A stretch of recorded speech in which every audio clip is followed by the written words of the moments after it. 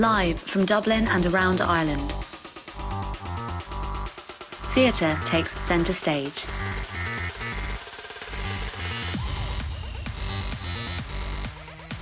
Streaming live and focusing on the issues. The art, the craft, the makers. News, hot topics, and artist features. From TheatreMaker.ie.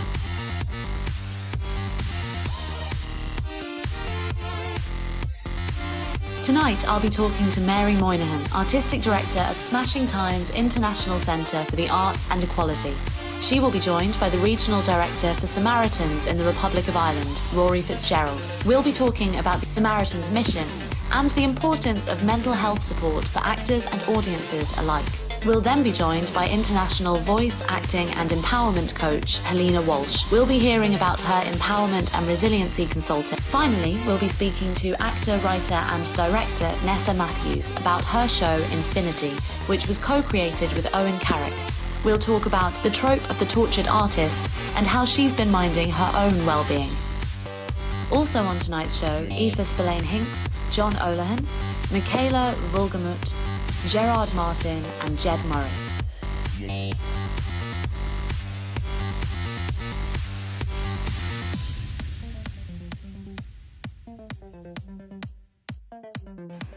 I'm Amy Kidd, and this is Stage Door Live for the 29th of July 2020.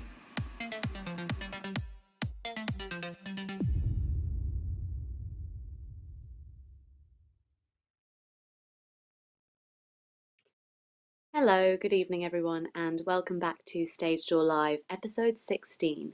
First things first, a big thank you to everyone who has joined our new Patreon community. As always, the support is invaluable, and of course we love connecting with our viewers. So do check out our Patreon and keep chatting to us on social media, because, as we've said many times, we love hearing from you. We've got a lot to cover in the news this week, so let's just dive straight into that.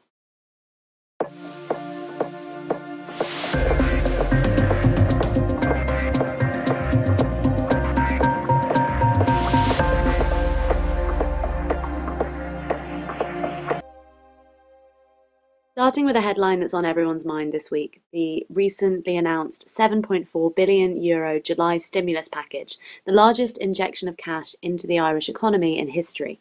As part of the €31 million package for arts and culture, Minister Catherine Martin announced that she would further increase Arts Council funding for 2020 from €100 million to €105 million, an overall increase of 40% compared to its budget in 2019.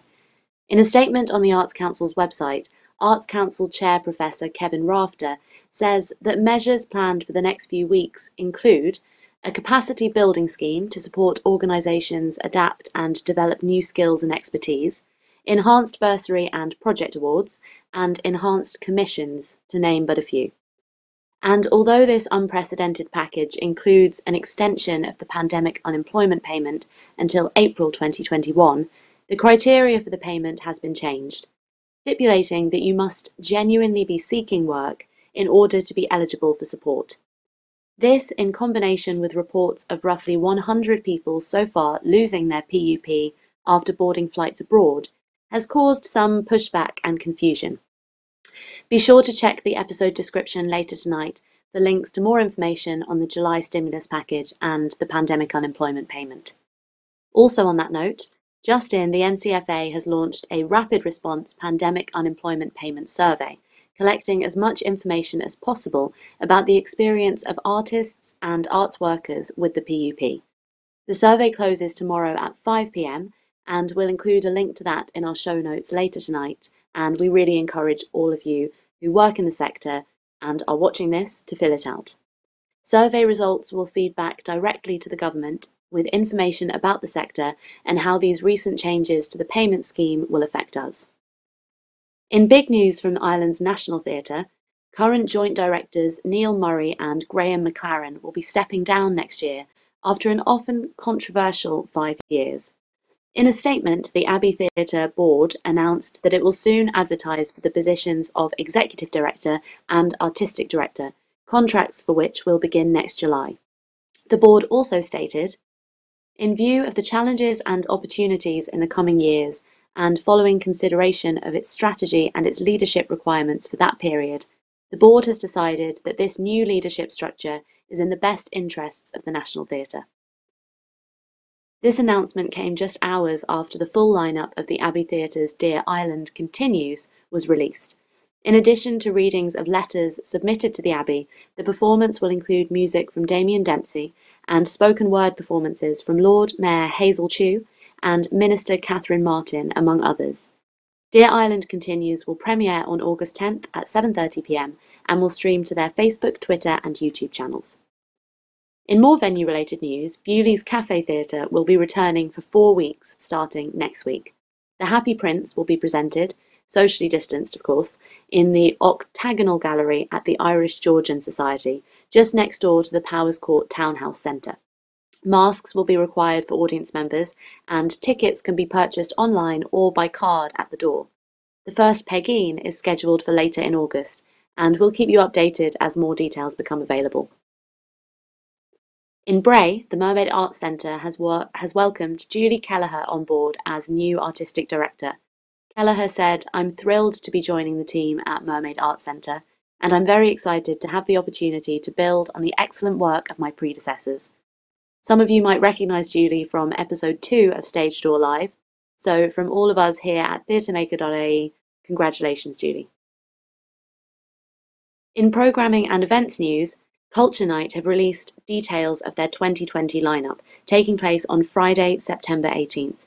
The programme includes events both online and offline, including live table readings, an interactive digital circus experience, puppet shows, and so much more. You can find the full programme at culturenight.ie, which we will, of course, share a link to after the show.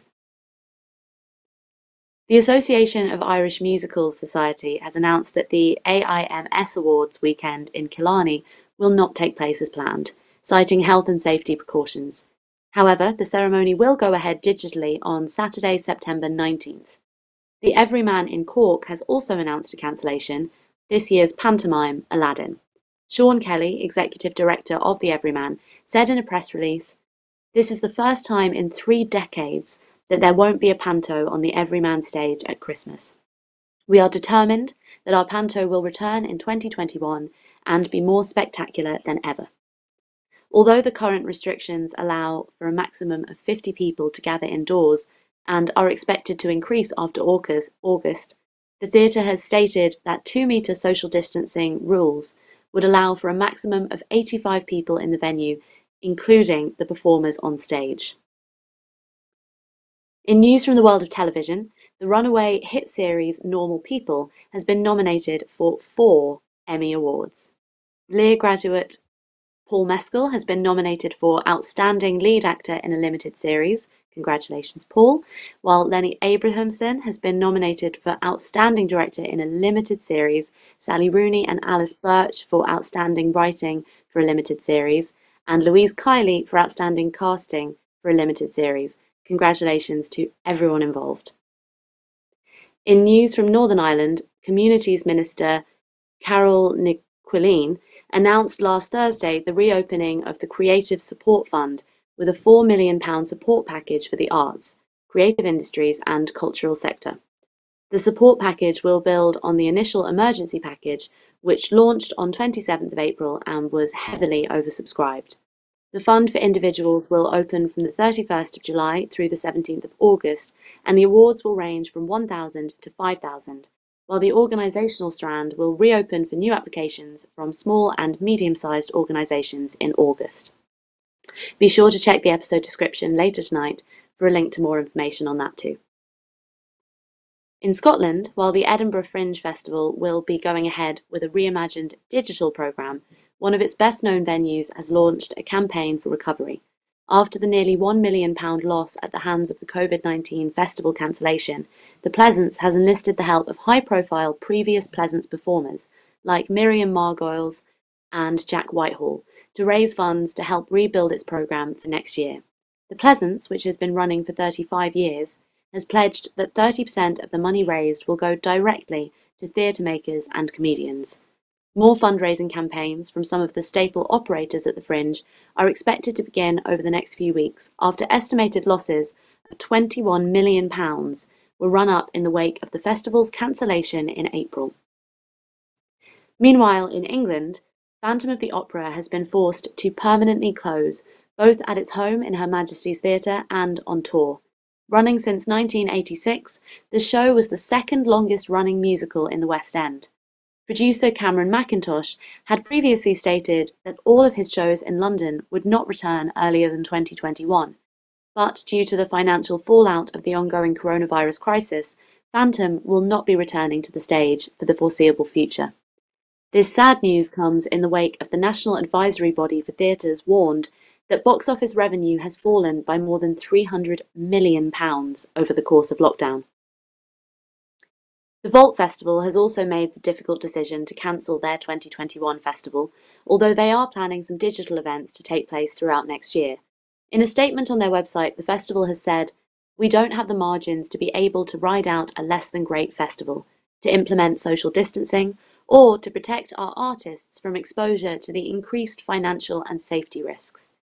The next festival in 2022 will be the 10th anniversary Vault Festival. Hopefully by then, coronavirus restrictions will be a thing of the past. More staggering statistics from recent research from the Theatres Trust investigating the impact of COVID-19 on theatres in the UK undergoing capital projects. 72% of the theatres surveyed said they would no longer be able to secure the fundraising needed to complete their works, while 69% reported that reserves intended for their capital works had to be diverted to cover the loss of revenue during the coronavirus lockdown period. Theatres Trust Director John Morgan said, "Further support for theatre capital projects will be needed in the near future if much-needed repairs and improvements to our theatres are not going to be further delayed or cancelled altogether." Recent findings from the Society of London Theatre and UK Theatre Research Group indicate that while pent-up demand for theatre means that audience attendance will likely exceed pre-lockdown levels in the long term, the majority of theatre-goers right now are putting safety first. Only 20% of those surveyed said they would return to theatres when they reopened, while 50% responded that they would consider booking only when it is perceived to be safe. And finally, 2 legendary actors passed away this week. John Saxon, known for his performances in Enter the Dragon and 3 Nightmare on Elm Street films, died of pneumonia in Murfreesboro, Tennessee, at the age of 83. And the last remaining superstars of Hollywood's golden age, Olivia de Havilland, died of natural causes in Paris at the age of 104. She was best known for her performance as Melanie Hamilton in Gone with the Wind, and was the oldest woman to be named Dame Commander of the Order of the British Empire in 2017. That's all the news we have time for tonight, but do check in with us tomorrow for extended coverage on our weekly blog, The News That Didn't Make It. If you think we missed anything crucial, please do send us your press releases and suggestions to news@TheatreMaker.ie or DM us on social media. We know wellness in practice. Oh, I shouldn't have said that yet. If you find value in Stage Door Live, please help us grow by letting your friends and followers know. If you're watching on Facebook, hit that follow button and give us a like. Take a moment to share this live feed with your friends and followers right now. If you're watching us on YouTube, make sure to give us a thumbs up, subscribe to our channel, and click that bell to keep updated on our new and exclusive YouTube content. Your support helps us continue these important conversations about Irish theatre now and into the future. We know wellness in practice sounds like an easy subject to some, but we know for many people, the subject of mental health and well-being during this time and ever can be a difficult one. So we're easing into our wellness discussions by inviting you to use the next 60 seconds to take a deep breath, take a moment, and settle in.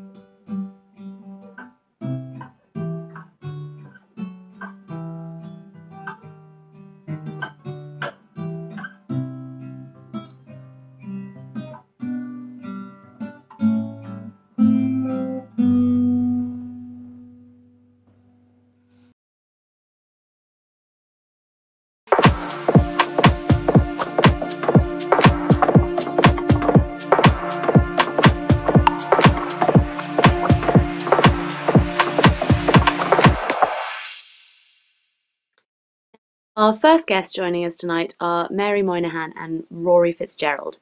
Mary Moynihan is an award-winning writer, director, theatre and filmmaker, artistic director of Smashing Times International Centre for the Arts and Equality, and a theatre lecturer at the TU Dublin Conservatoire. Smashing Times' award-winning project, Acting for the Future, uses theatre to promote positive mental health and well-being, and is run in partnership with the Samaritans. Rory Fitzgerald is Regional Director of Samaritans for the Republic of Ireland. Rory had worked with Samaritans for the last 10 years before stepping recently into the Regional Director role. Welcome, Mary and Rory. Hello. Good evening, Amy. Hello, Hi. Amy. How are you? I'm very good, thanks. How are you, Mary? Good, thank you. I'm delighted to be on the programme.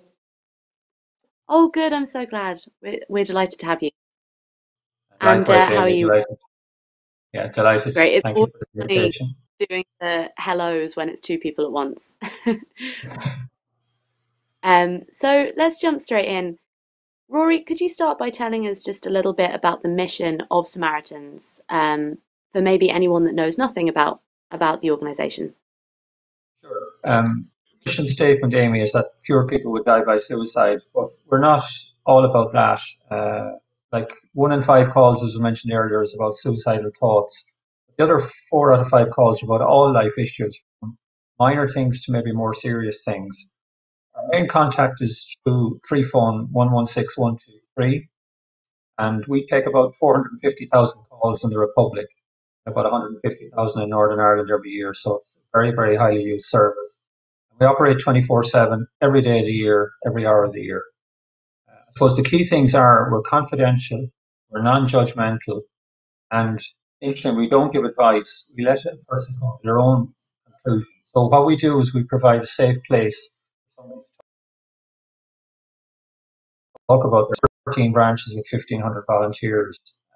So I have to say, I've done this for 10 years, but I'm blown away by what our people do. And I suppose one of the key messages I would say is I definitely know from my experience that by talking, people do feel better at the end of that conversation. And don't bottle it up, particularly when times are tough. Yeah. Yeah, it's incredible work you all do there. And for anyone that didn't catch the number, we will be mentioning the number again at the end of the show, and we'll also be putting that the resources and links up in our show notes and on our social media. So Mary, could you talk a little bit about Smashing Times' award-winning project, Acting for the Future, which is focused on suicide prevention and positive mental health through creative processes? So how did this project get started? Okay, well, Smashing Times itself was set up in 1991, and originally we were a theatre company and a group of women artists who met at the Focus Theatre in Dublin. And our focus has always been on the arts and human rights.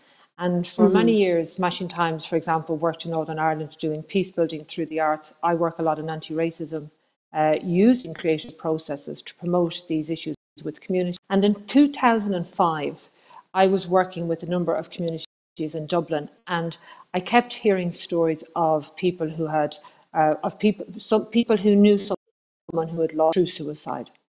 And nobody was really talking about it back then in 2005. And then a company member lost somebody. And we realised as an organisation, we had to use our creative processes to try and do something about this issue. So literally what we did was send out a call, because there was no role models or, no model of work we could look to. So we sent out a call asking people to partner with us. And we were delighted to get a response from the Samaritans and from Joan Freeman, who set up Pieta House.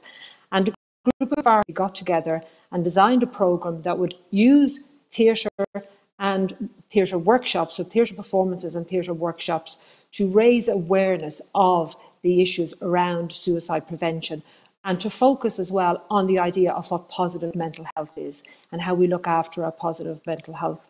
And really it's about using the arts to engage communities in what are sensitive subjects and difficult subjects to talk about, but to do so in a safe way and in a responsible way. And as you know, using the arts is a very accessible way to enable us to engage in these issues, which are about talking about our emotions, which is very important.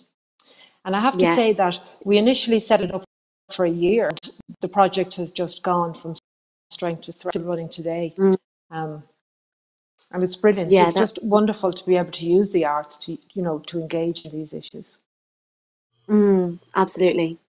And from your perspective, Mary, what were the benefits of the direct collaboration between Samaritans and Smashing Times? Well, the way Smashing Times would view this work is we are an arts organisation, and what we want to do is use our art medium, if you like, to engage with issues in our society. And we believe in this idea of collaboration, and it's about developing a partnership with the experts in the area. So we're the experts, and we meet with people who are the experts in the particular issue, which is the Samaritans, which is the counsellors, the psychologists.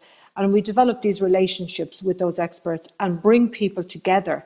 So it would be very important that when we go into a community and raise these issues, that we're using the artistic medium to open up discussions, but then those discussions have a safety structure, which is where the Samaritans come in and where the counsellors come in.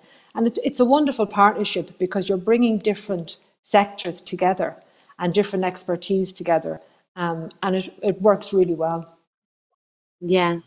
And from your perspective, Rory, for the Samaritans, what's the benefit to your organisation collaborating with artists? Well, the first thing is when I first saw this, I was blown away by it. I just thought it was incredible stuff. And we're getting through to, we deal with second level, 15 to 18-year-olds in second level schools, and we would get feedback from them. And I mean, the feedback is always, people say, I learned more in the last hour about my mental health than I knew up to now. I now know how to talk to my friend, all that good stuff. I've coordinated 92 workshops in the Southeast since 2011, right across from South Tipperary to County Water, County Wexford. And between teachers and pupils, it just gets fantastic support.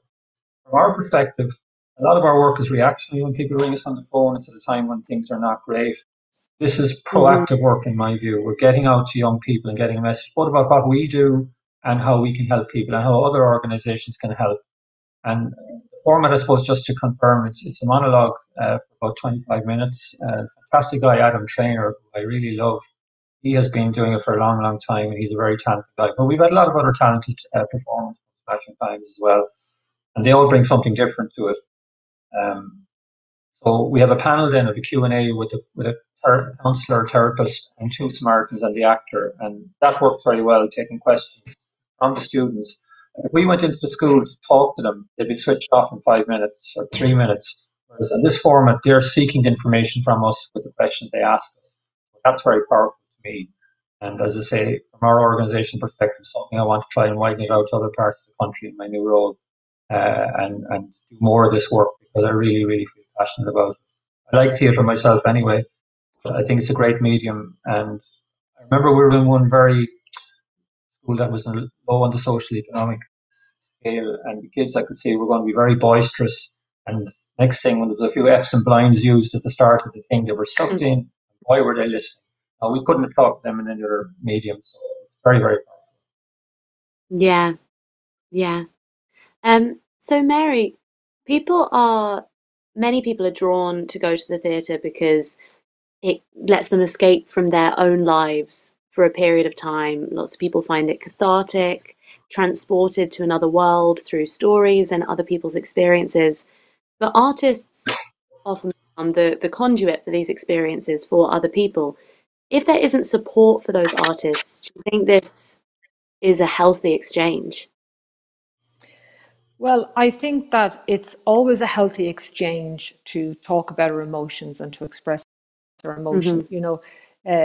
It's always good to do that.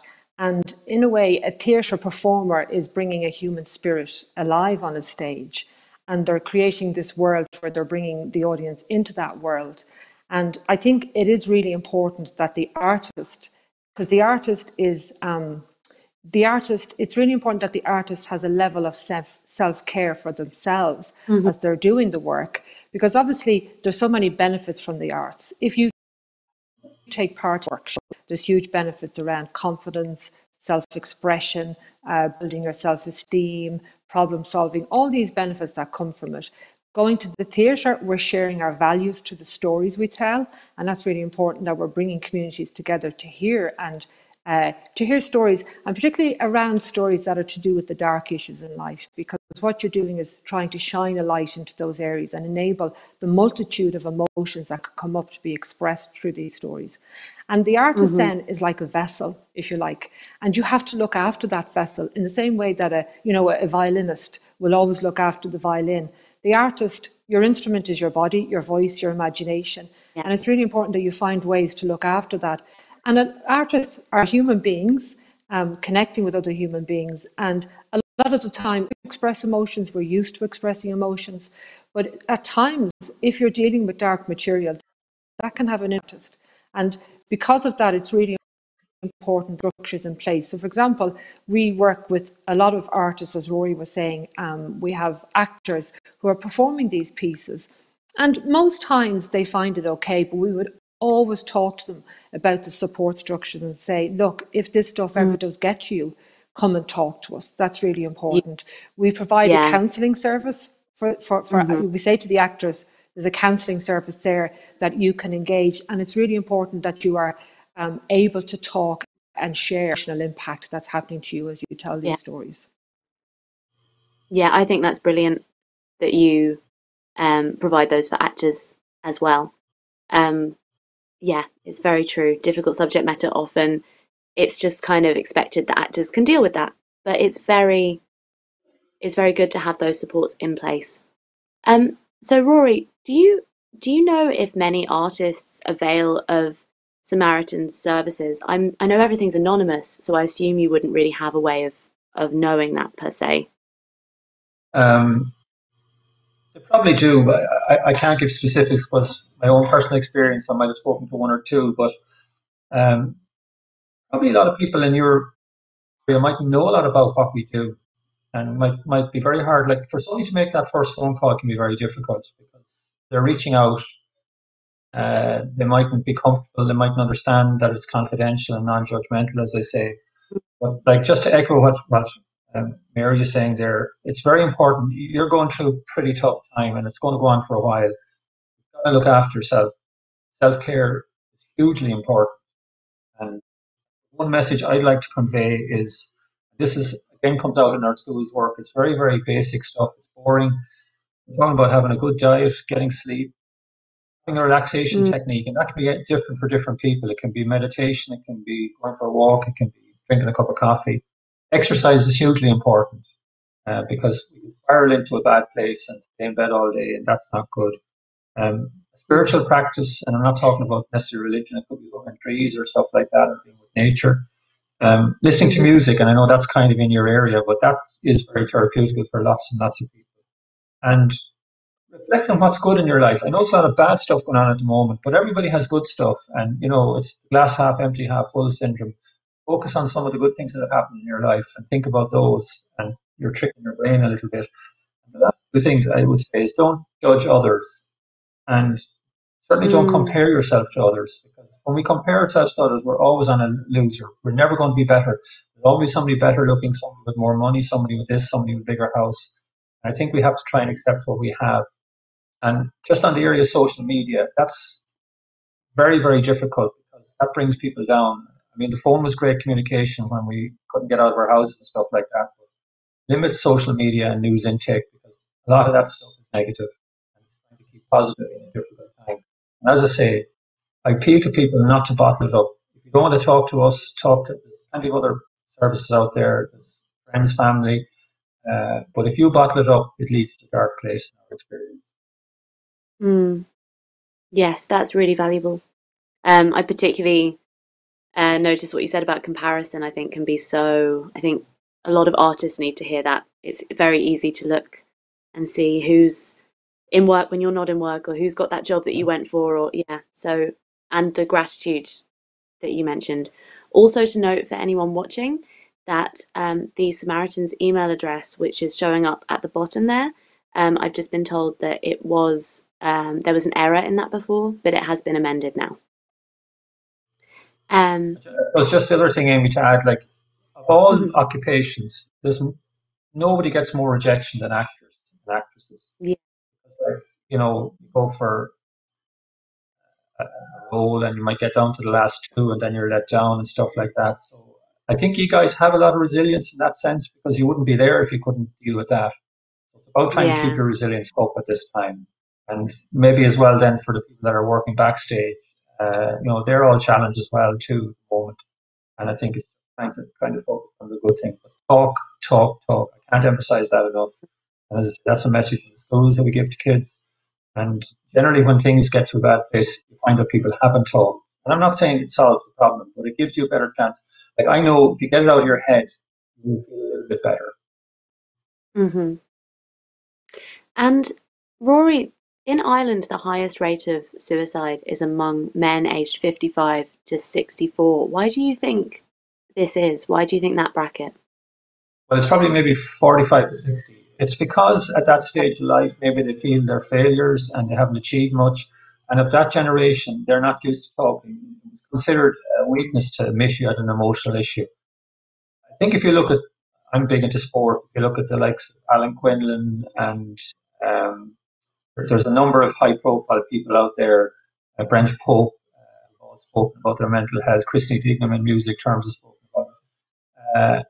They're getting a new message out there, but we have to keep hammering away at that generation, because they will not talk, keep it to themselves, and then it might end in, you know, suicide if they can't cope.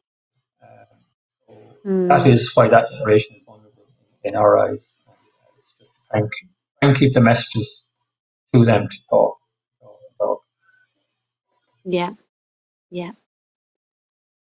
And Mary, back to you now. I haven't been to you in a while. I hear you have quite a unique perspective on this crisis, as I hear you actually had coronavirus. Is this correct? Yes, it is. I got sick very early on at the beginning of the lockdown, and a number of my members of my family did as well. And thankfully, all of them recovered very well. I did get a serious form of the illness. I'm an asthmatic, so Oh no. it did impact quite strongly on me. But thankfully, our health services, the staff in the hospitals, everybody was just brilliant. And people can get through this. It is a very serious illness, and I think everybody is doing what they can to try and, keep socially distanced, keep washing our hands, all of this. And, we're doing our best to get through it. And I suppose for me, it has definitely helped me or encouraged me to reflect more on what is important in life. And, going back to what Rory was saying, I've always believed in the powers of positive thinking. Sometimes we can't control what's going to happen. There's a lot of uncertainty, but what we can control, not necessarily control, but what we can have influence over is our attitude towards it. And I think having this attitude of trying to find a way to support ourselves and to look after ourselves, and equally to support others around us, is really important. And I love what Rory was saying, because for me, I was thinking about this idea of, self-care. And artists had a very tough time before the pandemic. An awful lot of the time, the art world, the work sometimes is devalued. A lot of the artwork can be invisible. So it's great what you're doing to shine a light on the arts and what is happening. And those problems have been exacerbated by the pandemic. So artists, in a way, have a double whammy, if you like.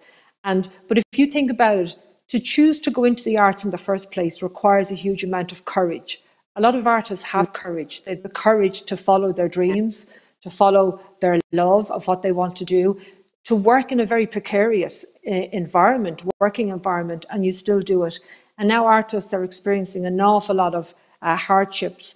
And I suppose as we go forward, it's to remember to hold on to that courage, because when I was ill, what actually surprised me was how strong I was. I would consider myself a strong person, but I didn't realize the reserves of strength I had. Until I needed them. But being strong also means it's about accepting your vulnerability. And that's what performance is. It's about expressing vulnerability. And it's about, I suppose I learned to let go even more, let go of things I can't control, let go of worry, let go of, let go of things that aren't working for me and find a way to just be in the moment. I actually found breathing, even though I ironically couldn't breathe when I was ill, by attempting to focus on my breath. It really did help. I know a lot about diaphragmatic breathing, and I think it's wonderful. I think we should teach everyone about diaphragmatic breathing and that the power of the breath and being present, very important. Even when you were struggling to breathe, I'm sure the brain chemistry, by focusing on that, must have responded with the nervous system to calm you down, just thinking about the process. Yeah, how interesting. Well, I'm delighted that you're looking so well and seem to be, if not completely recovered, on your way to being completely recovered, I hope. Yes, I am on my way to recovery. It's wonderful. And as you were saying, that idea of being present in ourselves is really important. And as we go forward, hopefully we can all hold on to that. And, that's where the arts are important, because it's about what connects us as human beings. And when it comes to self-care, find out what works for you. What works for you? Find people who will support you. Find people who you can share your troubles with. And I think as artists, I hope out of this we'll find a way to talk even more with each other. Because, and I just wanted to say this, I want to get back to live performance, to being with people. But in a funny way, I have found the silent isolation has been very interesting, because it helps that journey inwards, where you can find a way to reflect on what you need in your life. And sometimes to have that space to think and reflect and not be so busy is really important, and to just hold on to that.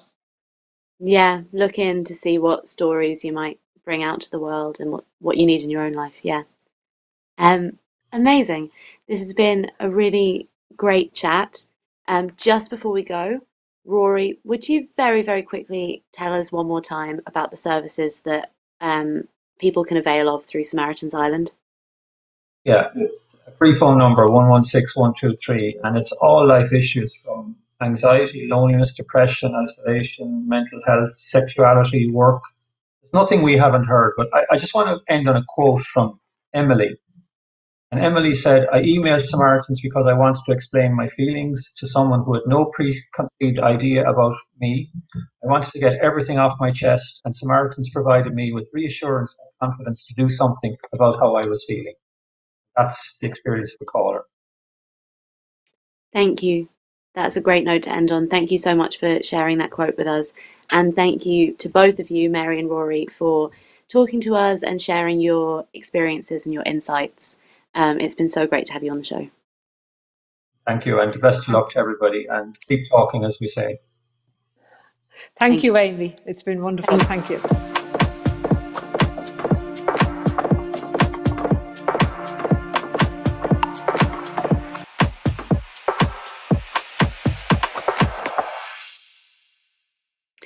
In our first special feature, I was delighted to speak with theatre and opera director Aoife Spillane-Hinks. So let's take a little look at that now. Hello, Aoife. How are you doing on this lovely sunny day? I'm pretty good. Thank you. Good. How has this period of time been for you, this corona moment? It's been okay for me. I've found it a really interesting time. I've found it quite productive in different ways. What stuff have you been doing?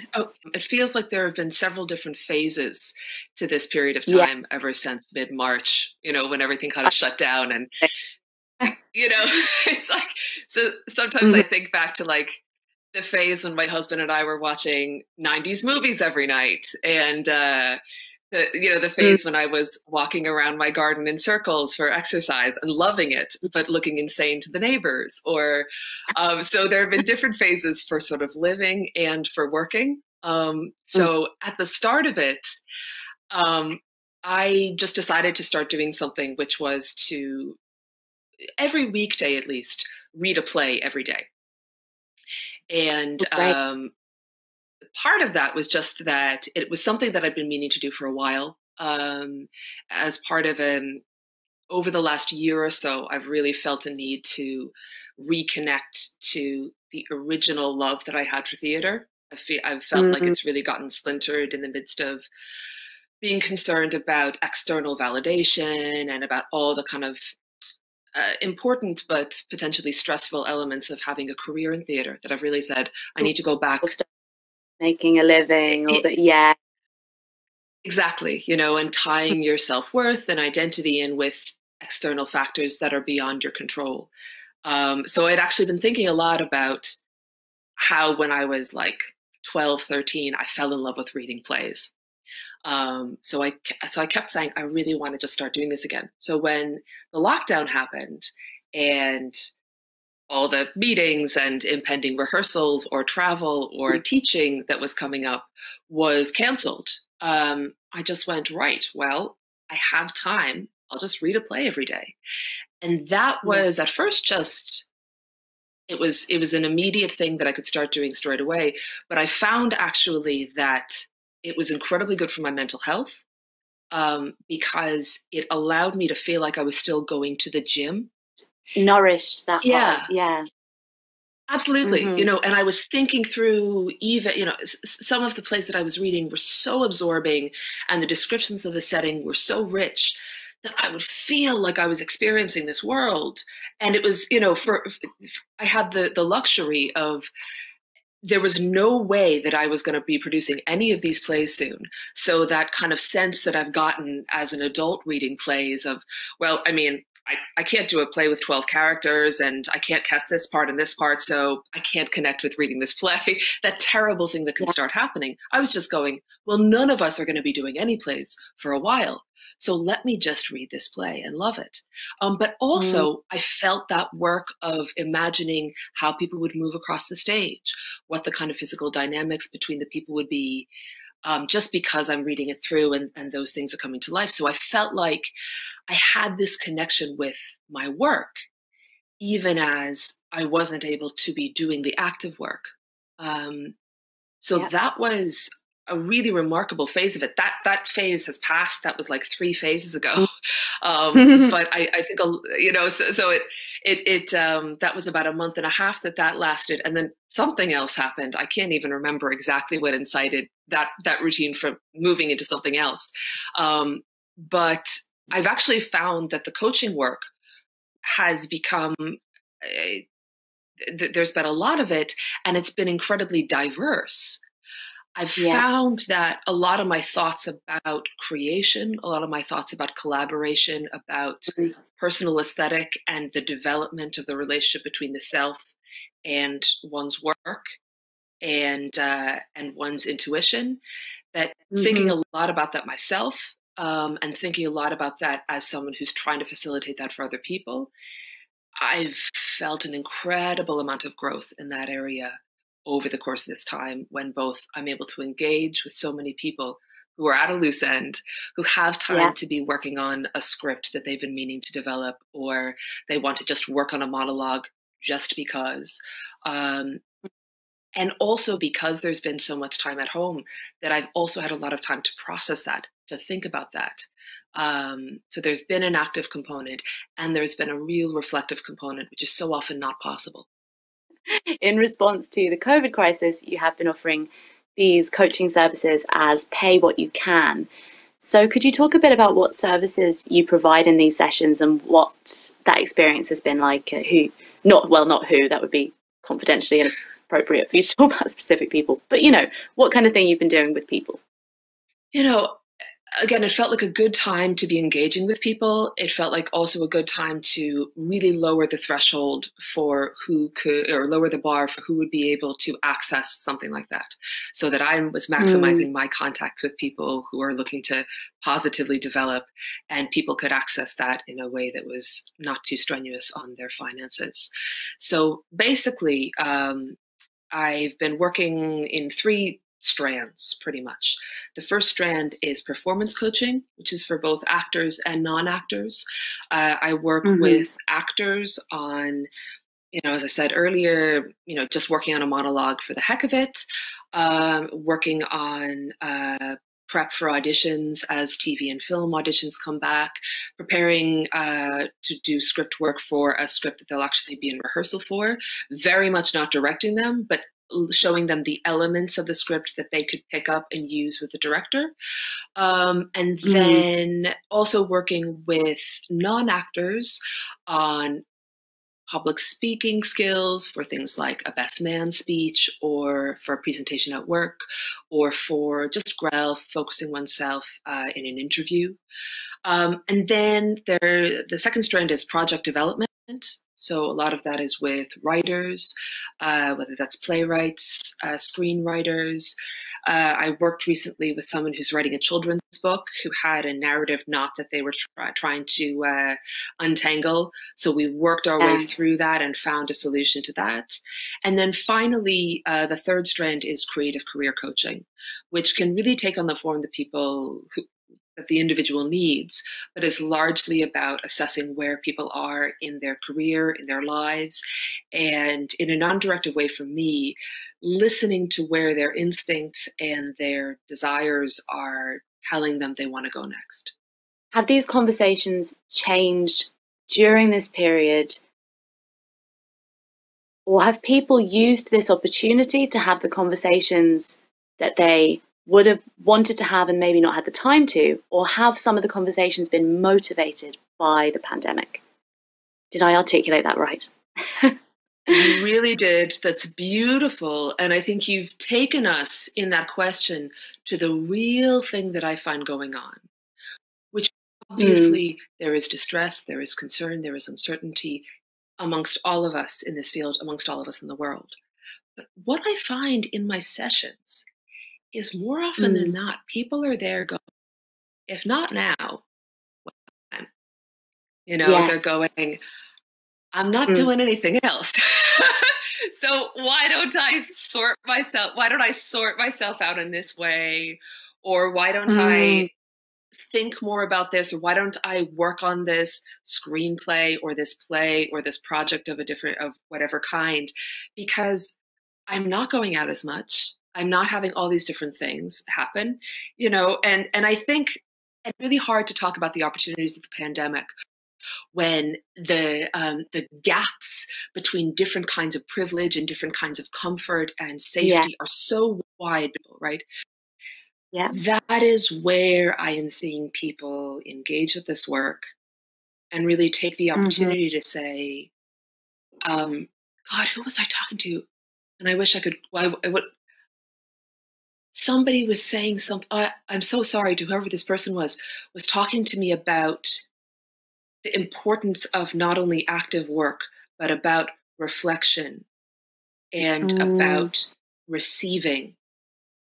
Yes, and things coming. Again, appreciate noticing the things coming to you, not just always. Yes, yeah. And when people are just feeling, to use an illness proverb in the midst of a pandemic feels quite bad form, but what keeps coming to mind is there's a proverb that says, if your illness has no cure, why worry? And I think there's an element where people are saying, well, everything's uncertain. I'm stuck here. I'm not in this rehearsal for this show that was meant to be at this time. I'm not traveling here. But what if I just say, okay, what can I do right now if that isn't happening? Yeah. The art sector is expected to be adaptable, even in the best of times. So we're obviously all adapting right now, but we are constantly within our careers as artists. So with issues like sustainability of a career in the arts, which we've kind of touched on already, and a very present kind of fear of burnout within this industry, which was kind of already in people's minds before this crisis. Do you have any advice or thoughts for artists that are trying to plan for the future, plan post-pandemic, when things go back to normal, that may be afraid of jumping in too quick and burning out, or not being able to cope with the pace that we had been also used to keeping up before? Do you have any thoughts on that kind of area? Yeah. So I think there are a couple of things. One of them is that I think the eternal job of anybody in a precarious life is, as much as they're able to, on a really basic level, figure out how to look after your health. And that's both physical and mental. So yeah, just on a basic level, and it's something you're going to be doing for the rest of your life. But as much as you can, figuring out how to look after yourself, mind and body, absolutely crucial, day to day for the rest of your life. I think also, and so a lot of the other stuff that I'll say connects back in with one or both of those. I found myself saying to a couple of friends and about myself over this period of time is you got to know what is in your like break in emergency box, the things you got to pull out. Yeah. Like what are the things that when you are spinning and the sitting down and thinking through it or taking a walk or having an ice cream or whatever is not cutting it, what is the cavalry that you call in to save you, and that's for different people, that's different things. So I think first of all, it's really important to know what gets you out of the hole. That's actually such a smart thing to have it there when you're not capable of figuring it out for yourself, a reflex, a go through the motions kind of until it does feel better. Yes, absolutely. Sorry. Absolutely. That was very, yeah. Yeah. No, it's great. And it's something, I find every year that I live, I get a better and better sense of that. I get a better sense of going, I'm not in a great place right now. I'm going to call up that emergency team. So it's an ongoing process. Also, I think it's incredibly important to remember that a couple of things. Like, let's strip some sort of normative ideas about a couple of things away. Number one, there is no one shape, timeline, or exact description of an artistic career. So comparing yourself to anybody else is a fool's errand. And I know we say that and then we all do it and we all destroy ourselves with it.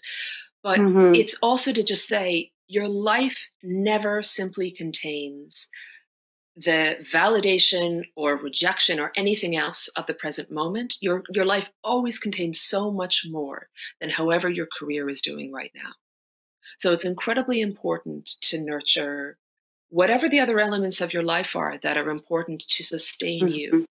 But also just knowing, like, what other things are you into? I mean, and it doesn't have to be deep. Part of it is like, what do you need to turn on when you need to turn off? Do you like The Real Housewives or RuPaul or Love Island? I mean, I know I do. And, I rub oil into my cuticles and read gossip magazines every night. And I need that to exist in a place where I am just a fluffhead and all I worry about is whether my cuticles are moisturized. So all those silly or not silly things. Do you care about music? How can you enter into the world in different ways, right? So like I'm a director, but and I know how to do this. I teach acting. I teach these things. But I was just in a playwriting course, which is something I'm not amazing at. And I'm in a singing course right now, which is something that I'm not professional at. But I'm entering into someone else's space, entering into my own mind in a different way. So finding other facets of your lived experience. Exactly. And also knowing that your professional life, if it's hyphenate, if you're a director and a this and a that, or if you're a theater maker and a chef and a lawyer, if you are a taxi driver and a painter, first of all, none of these things are any less or greater than any of the others. The other thing is, and this is the crucial thing, is that they all feed one another if you approach them in a manner where you see them as part of one life's work. And that the teaching is it's not that it's the same as the directing. It's not the exact same skill set. It's not the same exact energies or anything else. But all of it feeds into the principles by which I hope to live my life. And everything that a person does can be part of one mission, even if it's not entirely along the same career path as anyone else would envision, you know? Yeah, living their life by those. Yes. Yeah. Yeah, I couldn't agree more. Wow. The last question I'm going to ask you is about the Axis Ballymun, who have just announced an exciting new artistic experiment, the Axis Pop-Up Literary Department. So how did this come about, and how can we get involved? So in terms of getting involved, and in terms of the details of the project, that's going to, first of all, it is an experiment. So it's going to be developing over the course of its lifetime, which is also the length of the lifetime will be discovered along with everything else. So we'll be giving more details in terms of how people can get involved and how people can follow what we're up to very soon as the weeks go along. But really, it came out of, I guess, you know, I am an associate artist with Axis this year. I live in Whitehall in Dublin 9, which is about a 10-minute bike ride to Axis. And I've loved Axis since the first time that I went there in 2007, way before I lived close by. And so associate artist, obviously things are so different now from how they were supposed to be this year. So are you associate artist for this year only? Or is it, will it go on beyond? I actually don't know. I can't even remember at this stage if there was, I think, you know, we were very much thinking about what would be happening this year. So that's where I was focused on. But one of the big things as the pandemic has been happening and the arts venues have been closed and everything else, obviously we've very rightfully been focusing on the precarity of the lives of independent artists. Incredibly important that we do that. But I have been thinking about, you know, what can we as citizens, as well as artists, what can we do to help our industry and to help our buildings, our venues, come back to life as well? And I had gotten in contact with Mark about that. In general, just saying, listen, this is my local art center. I'd be more than happy to be a part of whatever needs to happen. And he kind of came back and was like, it's our job to be there for you. Just like, yes, you're on a list. If we need you, we'll call. But no, like it's about, you know, what do you need as an artist? Let's have a conversation about how we can continue to support you as an associate artist through this different time than we had expected. So, you know, part of it is, and again, it kind of goes back to not just kind of being in the whirlwind of outside expectations or whatever else. Before the meeting, I just sat down for a couple hours and just kind of took some notes, talked out loud to myself, and figured out, what is it that I do need right now? What do I care about? And I realized that with so much of this work with coaching, and with a lot of it being working with different kinds of writers and makers, which has just been so wonderful, and it's just so rewarding when you see people visibly helped by the end of a session and feeling more full of more agency and power and everything else. And so I was thinking, and I just said to him when we had our Zoom conversation, you know, I said, can I tell you a dream? And he said, yeah, sure. And I said, I would love to start a literary department here. And he said, okay. And as anyone who knows Mark O'Brien will know, he's the kind of person who, when you give him an idea, he starts to grow it, he bounces it, he just develops it and deepens it. So he said to me, okay, let's do a pop-up literary department. It's not necessarily forever. We're looking at this uncertain time. Access has brought on, through the bursary and other associate supports, they've brought on a number of writers who are receiving either in-kind support like space and mentorship, and or also some bursary money to support the writing. So basically, one of the big things we're looking at is, how can I be a part of the process of being kind of a call in as a collaborator to have conversations with people to facilitate the work, to help them develop that process for themselves. So be there as part of that process, as part of that support system, but also just to do things like, I had this dream, and it goes back to my having fallen in love with reading scripts when I was 12 years old, 13 years old. I had this dream of, I said to him, I'd love to set up like a lending library or some little drama bookshop in some part of the lobby. Just so, whether it's paying money or trading books or whatever, just so if someone's just hanging around there, as they do in Access, because Access has cultivated that atmosphere of accessibility, that people in the community are welcome, this is their space, that you might be sitting there having a coffee or waiting for your mom to get off work and she's around the corner and just pick up a book. So who knows if that's going to be practicable with all the social distancing and everything else, but we've talked about, let's draw up a plan for that. Let's draw up a plan for potentially having reading groups where we're reading plays, whether that's online or whatever. So, a lot of this will be about truly going back to that idea of it being an experiment, that you have to be guided by your lab results to know how you go forward. But it's really exciting. The idea of being able to work with Access, to be able to spend a couple of days a week in that building, and working with a wide variety of people making work and at different points of their lives and points of development as writers and makers. It's really exciting. Yeah, it sounds really exciting. And what a nice note to end on, looking forward into a project that is just about to be taking form. So I'm sure everyone will watch the space for that. I can't tell you how much I've enjoyed this conversation. I've loved chatting to you so much, and thank you so much for Likewise. Joining us.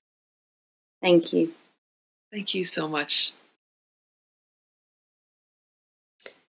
I really loved my conversation with Aoife. I hope you enjoyed it as much as I did. The interview was edited for our live show, but the extended interview will be available on our YouTube channel on Monday, and we'll provide a link to Access's pop-up literary department too. We can't wait to hear more about that very exciting experiment. And we're delighted to feature dance instructor, yoga teacher, model and choreographer Gerrard Martin. Gerrard is a guest associate lecturer at the University of Northampton and a dance teacher at RADA. Let's hear about wellness in practice and what that means to him. Hi, I'm Gerrard Martin, Artistic Director of Gerrard Martin Dance. I'm also a choreographer, a dancing yoga teacher, a movement director, and a performer. Wellness to me is trying to strike a balance between your physical, mental and emotional states.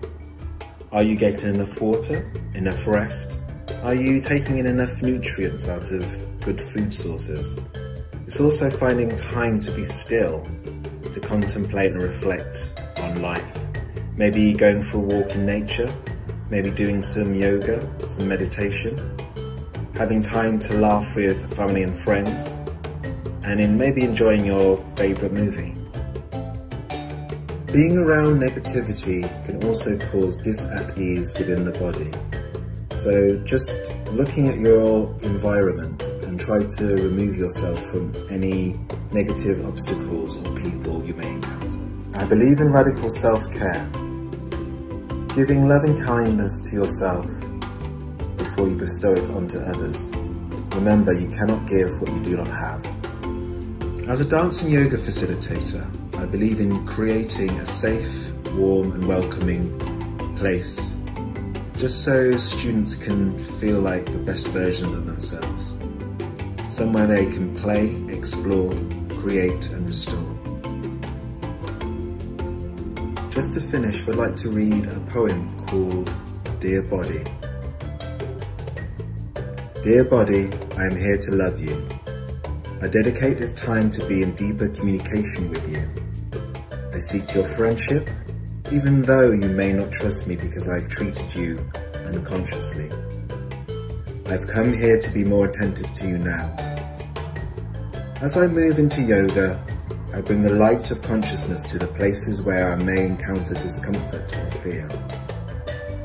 This is my way of releasing this at ease from my body and mind. I respect you. I love you. I'm grateful for you.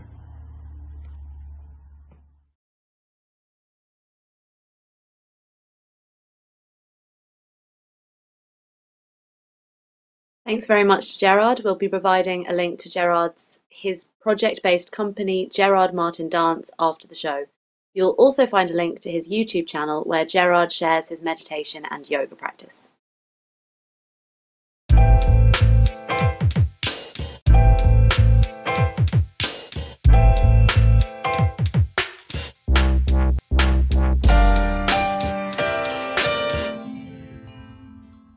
Now, our next guest joining us is Helena Walsh, international voice, acting and empowerment coach.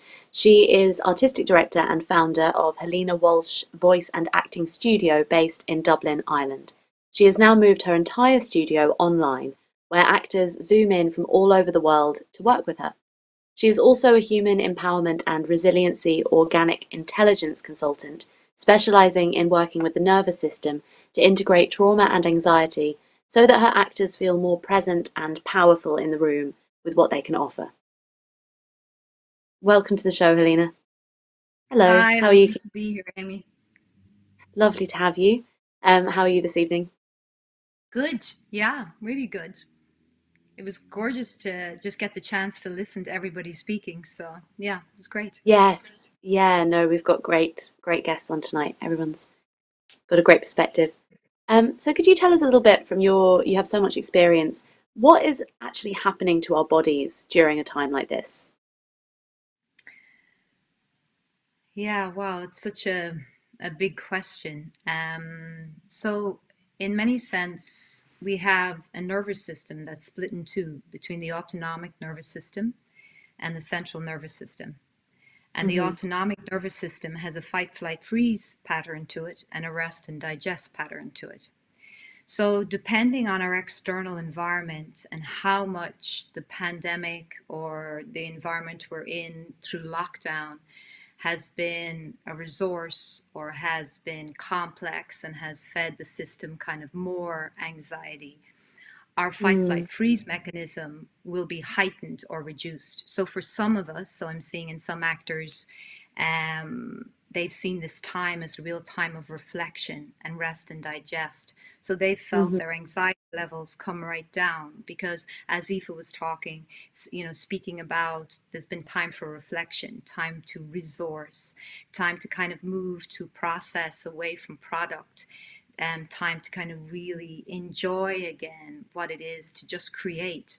For others, depending on the environment that they were in during lockdown, that could have been a more complex environment that may not have been so safe, or they were in the front line, or they were kind of looking on Facebook and looking at the news, and that was just causing fight, flight, or freeze.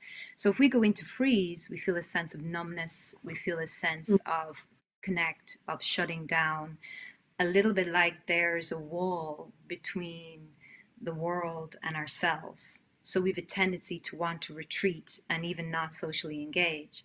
And then if we go into fight, then we might become more aggressive, more angry, more frustrated. Yeah. And then flight, again, is that sense of retreat. Like we're designed for an approach avoidance nervous system. I approach something, I check it out, I sense it, and it, depending on whether it's something that feels good to me, I'll stay a little bit longer with it. If it's something that I'm a little bit threatened by, I retreat just to kind of feel safe again. So during this time, it's so much to do with how are we orienting outward to the present moment, and is the present moment too much, and do we have to kind of disconnect and numb it out and disappear and go into a more addictive kind of intensity to kind of get relief, or do we shut out and shut down? So it's really interesting. I mean, I've found that many of the artists who kind of actors, creators who stayed with me online, for many of them, it was very much a time of retreat. And I guess I've always believed, being a retreater myself, I've always, and a reflector from a very young age, that spaciousness around creation is really fundamental. And I feel that this pandemic, if we let's just look at it from a resource point of view, has reminded the artist, the actor, oh wow, okay, this rest and digest, okay, I can. And a lot of them were going, should I be productive? And I'm going, no. If Yes, your yeah. system, it's not necessary to be productive right now. Mm-hmm. Right now, Yeah. you have to listen to how is your body taking in this, and you take your time. Like, this is the purpose of us being sent to, into our rooms to kind of go, okay, hold on, we need a little space around this time that we're Recharge. living in. Yeah, and I think and that's for those of us who were in the luxurious position to do that. And then there were Mm-hmm. others whose fight, flight, freeze mechanisms were the only way of getting through this, because there was so much grief, or they were Yeah. around people, lost people, and couldn't be with those Mm-hmm. people. So there's an enormous grief in the country as well. So people are grieving, often without Mm-hmm. the support of others. So there's a lot going on in the body. Yes. And for those people that are kind of in the more stressful environments, or having the more um, stressful emotional or physical responses, how much control do we have over the ways that our bodies react? Are there any processes that we can use to, say, help our bodies help us? Yeah, sure. So the wonderful thing about us now being all online, there are numerous resources online, and often that when we all of a sudden are put in a position of retreat, and we're left, for some of us, if we go into meditation, we close our eyes, we're inside our body with 6 or 7 other people who we don't want to be in because our mind's Mm, telling us all kinds of stories. So the last thing you want to do is close your eyes. So what you want to do is look to maybe your environment, or your natural environment in particular, which is less threatening, like trees and plants and forests and woods and the sea and the ocean. Right now, that we have access to it for the moment, is probably the greatest resource that we have. This sense of what I think is very powerful about right now is social distancing and socialization is happening outdoors. I find that very profound. Okay, wow, we've gone back to nature in a time of isolation. So one of the major resources we have is to go outside, is actually to go outside and just notice what we see outside, and notice how we're affected by it. The second major resource is that, and I have this on I've sent this, I think, is all these different free meditative mindfulness body practices you can do mm, online, that are really just about you getting to know this physiology, this biology that you have, and choosing from those many resources that are available which ones suit you. So at any given time, you might need a loving kindness practice, you might need a practice that's just about taking something and drawing it, so you just want to focus externally, so you're looking. So there's all different ways available online in particular that you can do this. But the first place to go is literally nature, is literally yes. to get your hands in the soil, your garden, or how you cook food, or how you prepare your tea, or these little rituals that we have every day as well. So there's something quite simple. Can I get back to the simplicity rather than the intensity? And Mm-hmm. can I structure my day in that way? So for artists right now, what is my structure? How do I structure my day? So if we talk about our nervous system, it's an autonomic nervous system, a central nervous system. The central nervous system is like the structure to your sanctuary. Yeah, it Mm, gives it a shape. So if we see that as how I structure my day in whatever creative way I want to do that. And the autonomic nervous system is the creative impulses, is where you're mm, getting to kind of take your day and decorate the building, put mhm. in the furniture, design the interiors, all of that. So Yeah, what there's, a how do I allow those coexist? mm, yes, yeah. And you've mentioned online and resources online and everything, and your Yeah, own classes have moved online. So yeah. there's a big community aspect to your work, and you deal with healing trauma. Have any of these practices needed to change dramatically in an online format? Well, what I found is for me, so I'm interested in two things. One is, and I guess I'm more and more interested in what I call neurosystemics. So neurosystemics would have been is my mentor, Boaz Feldman, who works a lot with how do you build resiliency within communities and groups. And when he was doing his research and he was going into places like Myanmar or, level 4 Syria, Syria or Afghanistan, and you're in these highly traumatized cultures, they realized that going in one-on-one with a therapist was not as powerful as the communities coming together and singing or dancing or storytelling. So what I've been really interested in is going online. In many ways, there's been this very powerful access to groups of actors. So I was running this weekly resiliency group, number one for actors and then for frontline workers.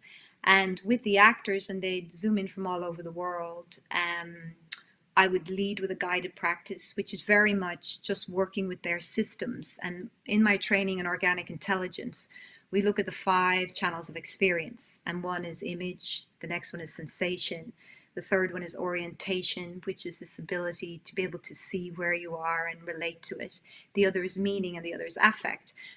And when you play and skillfully work with those channels of experience, which really is the creative process, in many actors, that system is very red. It's addicted to the what's wrong attention. There's a lot of kind of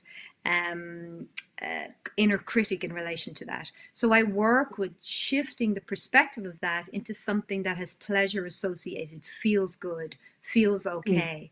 And I do that within the guided practice. And that's really the integration to bring you to a kind of fine-tuned intuition.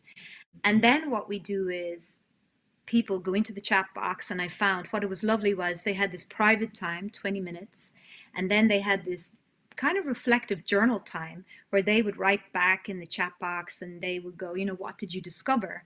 And then what I would do is I would read back to them what it is each person had discovered. And as I was reading it back, I go, just listen to the experience in your body as I'm reading this back. And what I found was they went, oh, when you said that, I hadn't realized I experienced that, but that's exactly. So some people have words for things that other people didn't have yet. Because right now, like when you ask me, how are we feeling? Lots of us don't have the language because we're in the unknown. So a lot of the time it's enough to say, I'm frustrated, I'm angry. Forget about the narrative. It doesn't matter why. I can give you 100 million reasons why you might feel anything like that right now, because we're in such a, complex time. So I found this collective shift started to happen. I'd read it back and then we'd have this feedback. And what they would begin to realize, oh, actually, we're all together in this. And that started to shift them much more powerfully together. They shifted each other. So that's why I'm so fascinated by actually trauma and anxiety, and especially the moment we're in right now. It's a moment for building community, building tribe, coming together, reinventing a kind of our storytelling in a sense, because even with Black Lives Matter and with the shifts across the world, with the civil rights movements, we're being asked for more diversity, more difference, more inclusion. So there's something about that has to happen in a community base, of course. So there's something very exciting, and they're all linked for me. Like these all, the macro, the micro, the mystical, it's all interlinked in a sense. Absolutely. Oh, thank you, Helena. It's been wonderful. I've loved hearing you talk about all of that.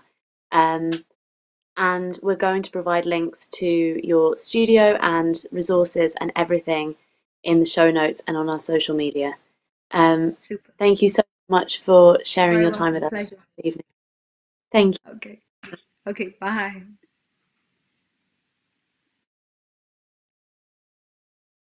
Now, our correspondent Kelly O'Doherty had the absolute privilege to speak with Irish theatre legend John Olahan earlier this week. Let's take a little look at that. John, it's an absolute pleasure to have you with us. How are you keeping? I'm very well, Kelly. I'm great. Brilliant. That was some introduction. I know, and not even, I honestly don't think it's long enough for you to be fitting for a legend as yourself. But yeah, I want to just get gonna get stuck into the questions now, John. So as I understand, you started off on stage from an early age, but not as an actor. You played in a band. Can you tell us a bit about your journey from there?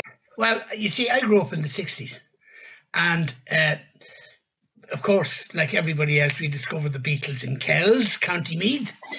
And sure, of course, we had to form a band because everybody was forming bands at that stage, even though none of us could play an instrument. So we started to take lessons here, there, and everywhere. I went down to the nuns in the convent, asked them, would they teach me to play the piano? And then I progressed to a few chords on a guitar. And then before you know it, we were playing locally in the local hall and sort of in Navan and in the local golf club, and it was good crack. And we came on all serious and singing our really deep songs. And there were 4 girls in the band and myself and my cousin. And they were all like full of meaning and full of, philosophy. And they did not want to hear us. They just told us to F off. And so we literally had to leave the stage before finishing the set. They just wanted Danny Doyle. They just wanted, sing-along stuff. So after that, we broke up. And I said, what am I going to do now? So I decided I'd go into the Abbey School of Acting to learn stage techniques so that the next time we went on stage, we wouldn't have to walk off. So acting was kind of like secondary. So I went into the Abbey School to learn production techniques. But unfortunately, that wasn't a subject that was being taught in the Abbey School of Acting. Oh. The Abbey School of Acting at the time was like 2 hours on a Tuesday and a Thursday. And that was it. And if you were working, that's how you paid your rent. There was I think there was a slight fee, at the time. I'm not quite sure. But then you got work then in the Abbey as an extra, and you got something like $250 a week. How important was your experience working with the leading actors of Irish theatre at that time? Well, now, that's where you learned how to do it. It wasn't in the school. The school was, it was mainly a club, like for young fellas and young ones. And you went up there and you chatted and talked about, the latest release and record release, or, the latest film you saw or whatever. There was very little work done. And then you listened to Frank Dermody, who was a brilliant man in his own right, but not the best teacher in the world. But he'd rant on about, how he thought actors should behave. And you just listen to him going on and on and on and on and on and on and on forever. And then you just, you went down and you did extra work. And then you watched how the actors did it, And at the time, I remember Frank Dermody saying things like, he had kind of pearls of wisdom the odd time. He used to say, whenever you pass an Abbey actor in the corridor, lower your eyes, because every night they're in touch with the divine. You see? So for years, I never looked an Abbey actor in the eye. I used to say, hello, Mr. Cave. Hello, Bernadette. Hello. And I'd keep my eyes lowered the whole time, every time I passed them, for years. And I told this some of them are my best friends now, So I told them this, and they said, you fucking idiot. What are you doing? I says, I walked by you for 2 years without even looking at your face, because Frank Dermody told me that you're in touch with the divine every night, so we shouldn't look in your face. That is hilarious. Yeah, but it did teach you a certain amount of respect. You know what I mean? You felt that these people you were serving your time, and these were the master craftsmen. You know what I mean? Absolutely. Yeah, watching them do their thing on stage must have been amazing at And the that's where you time. Yeah. learned. You watched them and you kept your eye on them and you saw when they moved and you saw, and you just picked it up as you were watching. And I was there for about 3 years, I think, in the Abbey School of Acting. John, it could be easy to say, wow, it was all like plain sailing, smooth sailing, and it was all highs and all positives. Can you talk a little bit about maybe some disappointments you might have had or near misses on parts or anything like that? Well, the biggest setback I had was I was in the Abbey School of Acting. And this was the first time something happened. And nothing as serious has happened since. And I hope it never happens again. But there was somebody went sick in the show. And it was a full-on Abbey play. It was the Seagull, Chekhov's Seagull. Chekhov. And yeah. someone got sick, and I was asked, would I go into it? And I was only up from Kells, like. So I didn't know. And I said, no. And they said, well, you'll damage your career if you don't, do this. Because I was the last in the, they were scraping the bottom of the barrel, but I didn't know that at the time because everybody else had said they wouldn't do it. But I didn't know that. So I went on with the book and tried to read it. But I was so scared that it just didn't work. And so I looked about 12. That was a bit unfair. Did you have any rehearsal, John? No, straight on. Oh. Now I was playing an extra in the play, but I didn't know how to do it. But then after 3 nights, I was replaced by somebody that could do it. But they'd been rehearsing during the day while I was, making an idiot of myself at night. And I said, I'm going home now and I'm not coming back. I'm not doing this anymore. I was really, really knocked for 6. And I didn't know. No, but really, I mean, seriously, I said, this is it. I can't do this. I'm not able. And so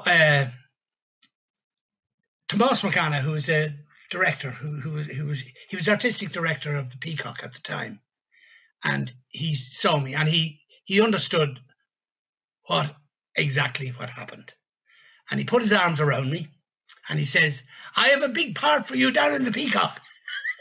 Come down, don't get too worried, forget about all that rubbish, come down to me. And he put his arms around me and he brought me down and he gave me a small part in a play called The Plebeians Rehearse the Uprising. And he saved me bacon, really. And he got saved me from myself. Yeah. But I mean, John, that sounds like every actor's worst nightmare. It's like that dream that actors have where they're shoved on the stage and they don't know the lines and they don't know the book. Yeah, exactly. And you lived through that. Do you find that you're a better actor as a result of it? No, I'm terrified every time. Fair enough. No, really. We'll talk it down to experience. The thing about it is, if you go on stage and the whole job is to look as if it's the easiest thing in the world. That's the hardest part, to make it look like as if, sure, Jesus, this is great crack. That's the hard part. I mean, but literally your insides are going, Janie, get over here. You know what I mean? And I thought this was, until recently, I thought it was only me who was feeling this. And it's only listening to people talking on shows like this and on television and different interviews with people that anxiety is huge in the business. like huge. And, you know, I got some relief in the last 12 months listening to people talking about, you know, I mean, actors like Judi Dench and, you know, big actors, you know, who go on stage and massive roles. And they feel exactly the same. I mean, I was relieved to hear that. Yeah, that you're not alone in it. Like, because obviously this is what, you know, this is actually what this episode is about this week, is about, you know, mental health and well-being and how we cope with those anxieties.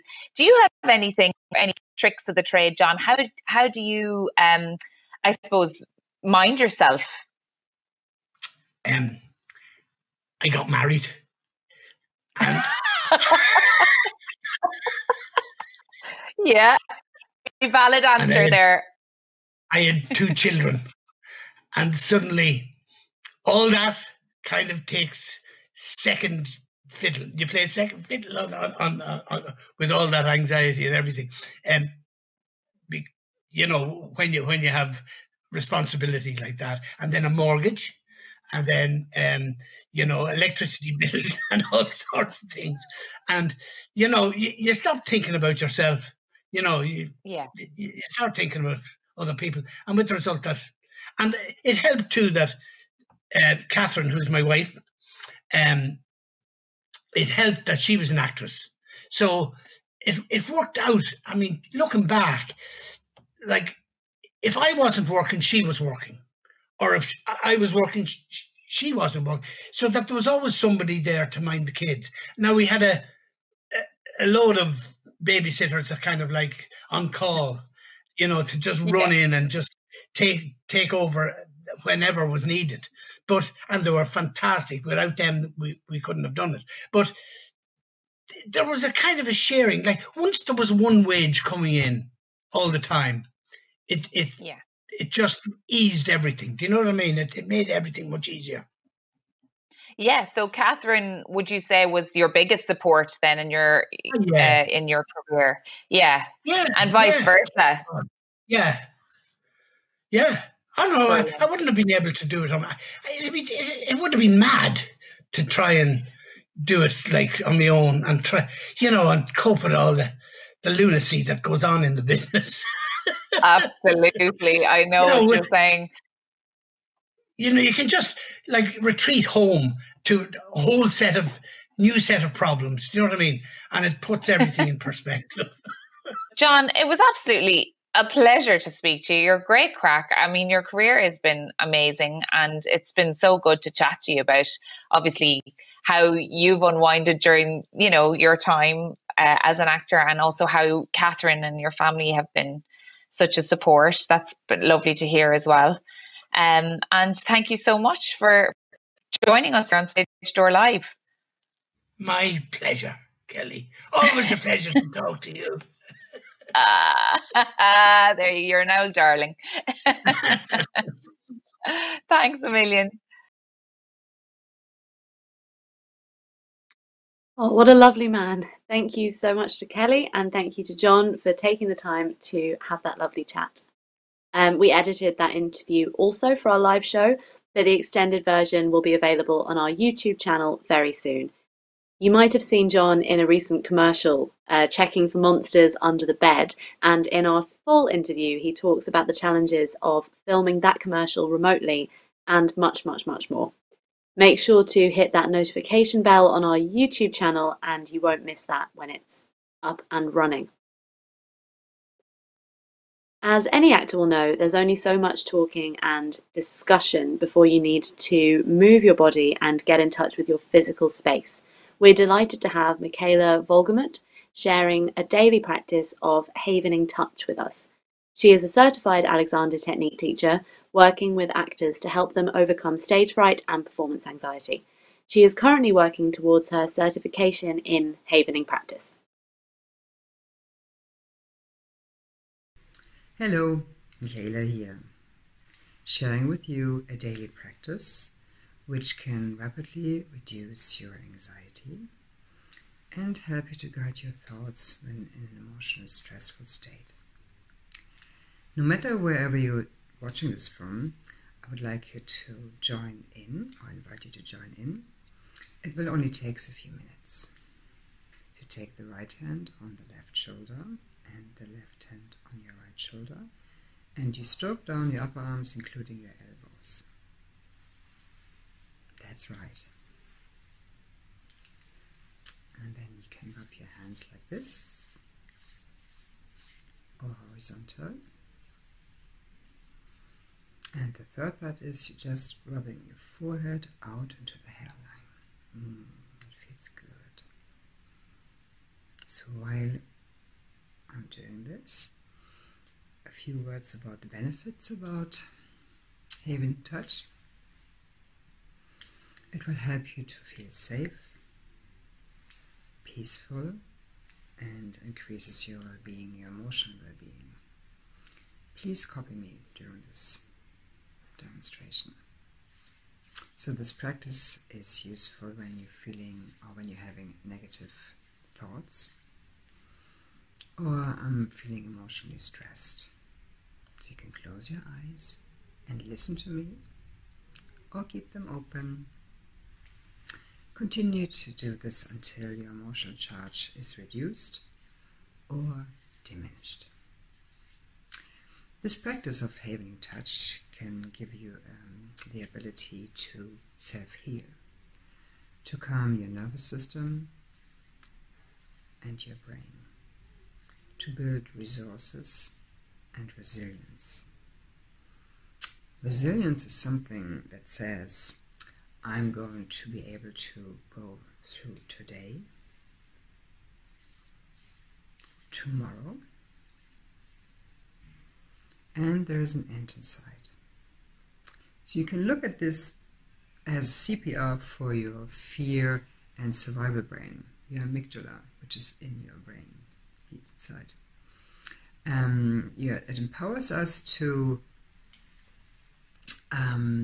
stop the brain spinning this fear story. Nowadays there's so much anxiety about our health, our careers, and our future. So focus in the moment. I would like you to focus on your breath for 10 cycles. Into the nose, out through the mouth, and just follow me. 1, 2, 3. That's right. 4, 5, 6, 7, 8, 9, 10. Very nice. So what do you want or to need to feel right now? Just chant after me. Safe. Safe. That's right. Safe. Strong. And strong. Strong. Peaceful. Peaceful. Yes. Peaceful. Resourceful. Resourceful. Peaceful. Creative. Creative. Creative. Just fill up this container of your resources. And let your breath just flow in and out and stop. Very good. Beautiful. Come back to this practice whenever you need to, ideally daily, to build up your resources, and utilize this havening touch as you experience it today. If you need more or want to go deeper, my name and number is following below. Thank you very much for watching, and take good care of yourself. Bye-bye.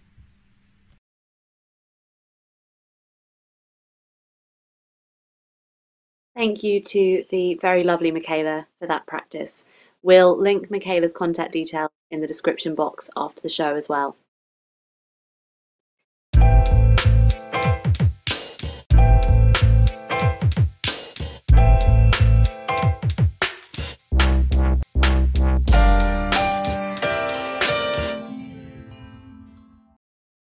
Now, our final guest on this evening's show is the actor, writer and director Nessa Matthews. She is a graduate of LAMDA, London Academy of Music and Dramatic Art, and Nessa wrote and performed in Infinity, co-created with Owen Carrick, which won the first Fortnight Award and Best Design at the Dublin Fringe Festival in 2018. Nessa was also nominated for Best Performer. She has worked with companies including Rough Magic Theatre Company, Devious Theatre, and has also been seen on Fair City and RTE1. Welcome to the show, Nessa. Hiya, good, thanks. How are you keeping this evening? Little Alexander session we just had, and feeling pretty Absolutely. joyous after John Olahan stories, gas stories. Oh, so funny, yeah. So great. And how So great. generally how's the pandemic kind of time been for you? Yeah, like, you know, good, not good, surviving, sure look, this kind of thing. But like mostly just sort of keeping on, and you know, I have a lot to be grateful for. So every time I'm kind of having a day where it's just like it all gets a little bit much, I just sort of think, hang on, lots to be thankful for, and just kind of dig into that. But yeah, mad strange times. It was Yes. interesting listening to Aoife talk about the sort of different phases, you know, because it feels like everyone sort of had that, you know, these kind of like a Yeah. couple of different phases in their time. And it's sort of, yeah, it's just so strange. I've lost all sense of like what month it is, like how long has actually pandemic actually been going on at this stage? I don't even really know anymore. Do you? Yeah, I've lost track. Like, But no, I yeah. thought this thing was interesting too. Me and my housemate joked that we went through the 7 straight stages of grief together. We were kind of like, okay, Oh yeah, my that was God, our yeah. denial. This phase. Yeah. Yeah. Yeah. Now let's have a chat about Infinity, which you co-created with Owen Carrick. And as I mentioned in your introduction there, you won First Fortnight's Award during Fringe 2018. So how did this concept come about? So back in 2012, when I was studying at LAMDA, we had a kind of module which is like to create your own work. And it's interesting. It connects to mental health, in that I had spoken to someone at the college about sort of, I guess, sharing some difficulties that I've been going through at the time, and got very strange advice from them, in that they said that I shouldn't actually talk about it. So I went to the wrong person there. But it was interesting in that, you know, and like I took that to heart, which I absolutely shouldn't have. I should have just gone and talked to someone else. But it was interesting through sort of the making your own work module. This sort of character of the astronaut sort of came about, and it was an astronaut kind of traversing space and time towards a signal, which I guess is sort of a connection with the audience, really. And I think it was the first time I did it twice. It was kind of like a 25-minute version of the piece. And the first time I did it, I got a bit of a shock, because I was like, oh, hang on a second. Like, as I was performing it, I was sort of like, oh, wait a second. This is actually sort of about me. And I suddenly was like, oh my God, it's so clearly about me. It's so obviously about me. And so did it again that year in 2012. And then as it kind of went forward, I guess it was about sort of looking at the metaphor that I'd chosen and sort of using it as a way to, I think everyone always kind of talks about like, oh, just if you're going through a hard time, just talk to someone, you know. But I think there is a moment before we speak that we don't talk about as much. And a lot has to happen in that moment, you know. And so I kind of wanted to take that moment and place it on this sort of macro scale of like space, infinite space, and sort of look at the textures of that. And as we kind of continued with it, so Owen Carrick and a friend of mine, Sarah Finlay, came on board, and we did a scratch version of it again. And as it continued, we kind of realized that the metaphor was only so useful, and actually I had to kind of step out from behind it too, and share more of my own personal story behind it. Because in a way, the character of the astronaut was sort of like a way to hide, you know, what the real story was. And then it kind of became this sort of blend of the two, I guess. And I did interviews with my family. They very kindly agreed to let me use their voices in the show. And then we went to Fringe, and so I guess the concept came from that moment. It was sort of a stepping behind this character of the astronaut as a sort of protection, and then kind of realizing what that impulse was, and kind of investigating it and trying to sort of open it out and blend it with documentary material and my own sort of personal account. Yes, amazing. So there seems to have been this kind of mental health awakening kind of over the last few years, really, but especially now in this pandemic moment. It's especially poignant when so many people are experiencing turbulency within their mental health. Do you think, yes. I mean, you've done different iterations of it several times. Do you think there'd be a need for oh my God, words, infinity? No, I'm the same. It's interesting. I like, to be honest. So I did a workshop with Bryony Kimmings and Nina Steiger the other day, and she asked a really, really interesting question. She said a thing she's been thinking of. She's a dramaturg. She's been thinking, what work rewards the bravery of the audience? So, like, what is actually going to reward them when they make the decision to buy a ticket, be in a room with other people? So if I'm being very honest, I think if I had the chance, say, to do Infinity now for an audience, I probably would say no, because there's a sort of inverse situation happening here, because sort of the first part of Infinity was talks a lot about how the lengths we were sort of going to avoid each other, you know, kind of, you know, you're walking down the street and you see someone you know and you get blanked, and, you know, then you're like, oh, or not answering phone calls, or just all of the ways that we were sort of avoiding each other. But now we have to avoid one another. So there's sort of an inverse situation going on.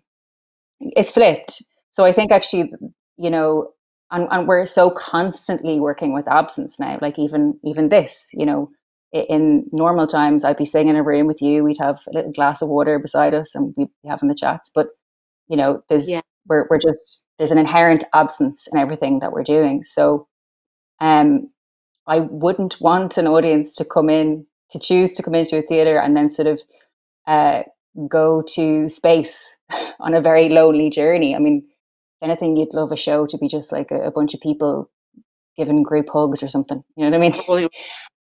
Exactly. Because all the audience just hugging everyone else or something. I don't know, eventually when that's possible. But you know, weirdly, no, because I kind of feel like it's sort of a different time that we're going through. And I think the kind of work that I'm missing is sort of, you know, joyous, I guess, more joyous, more sort of, the show was connecting, you know, ultimately at the end, but I think it's almost too reflective, I think, of the situation that's happening now.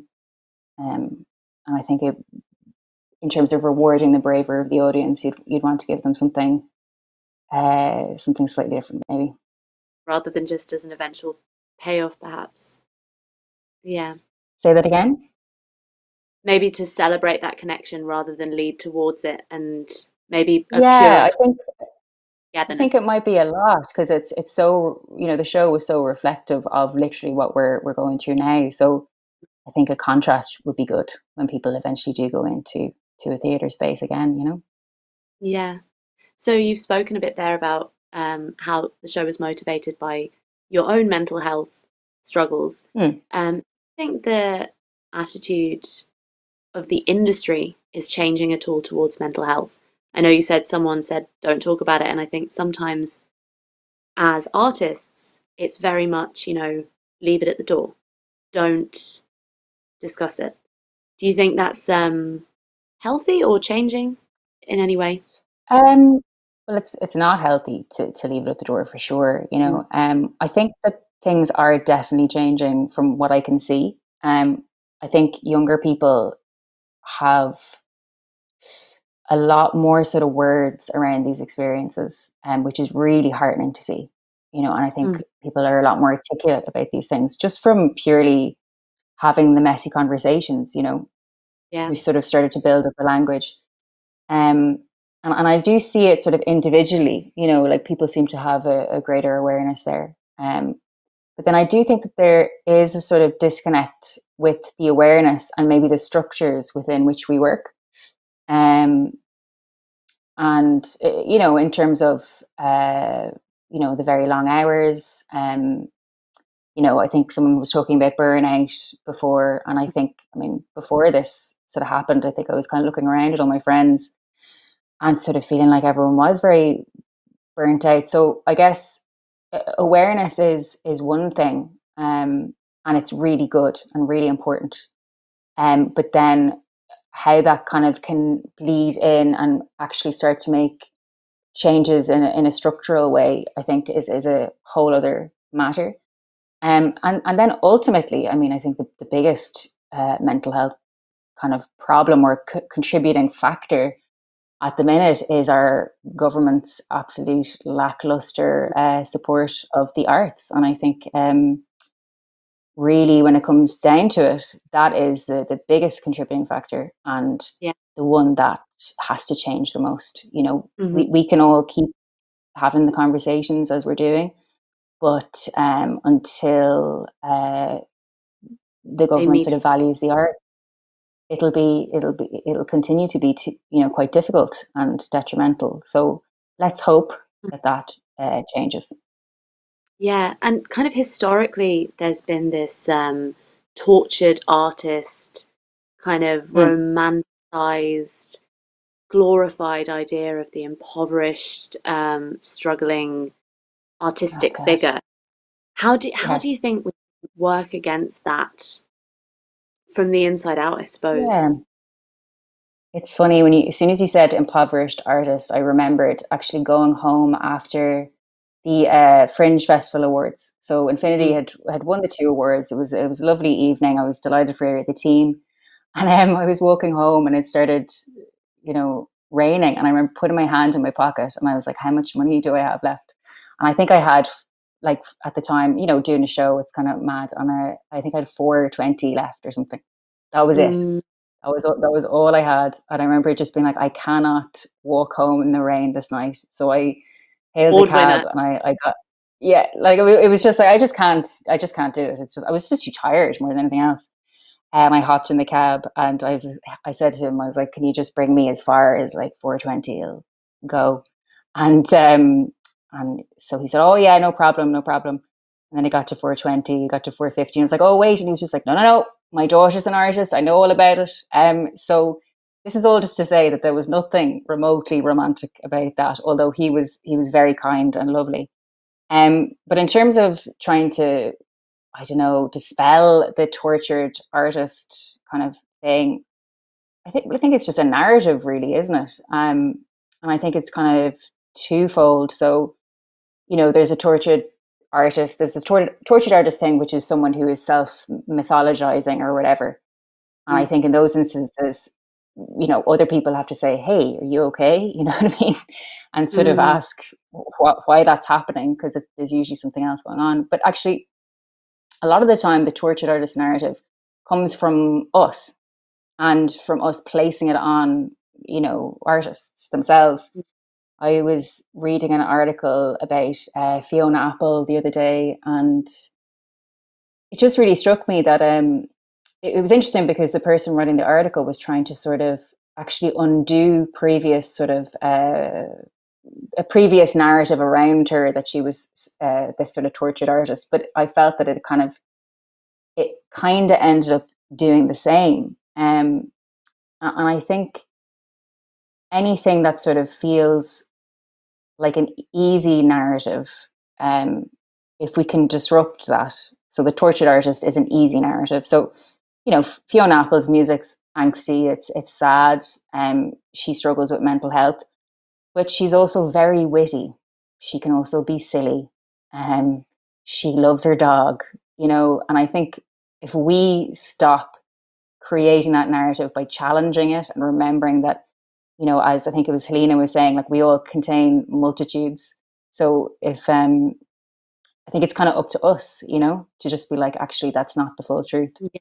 And even the show Infinity, which was about sort of my own struggle, it is not the full truth. It's a story, you know what I mean, in many respects.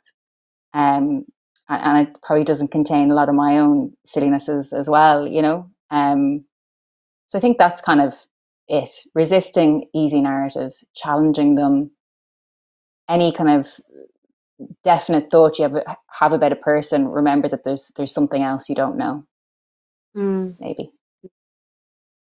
Very, very well put. Yeah. I have a very similar taxi story as well. Oh, really? Please tell. Oh, no, just the same kind of thing. Just being like, this is all I have. I think a lot of us have. But it's true the way you were saying that people have so much more to them. And, as an artist, if we have financial struggles or mental health struggles, they're no more or less special than any professional, any human being's financial or mental health struggles. Just because we tell stories and use our experiences or use our characters' experiences to help people connect to something doesn't mean we buy that in ourselves. Yeah. No. Yeah. 100%. So just one final question. Is there anything in particular that's been inspiring you lately, either in theatre or in the world? I think, to be honest, my peers. I think everyone is sort of being awesome in the face of a lot of adversity, and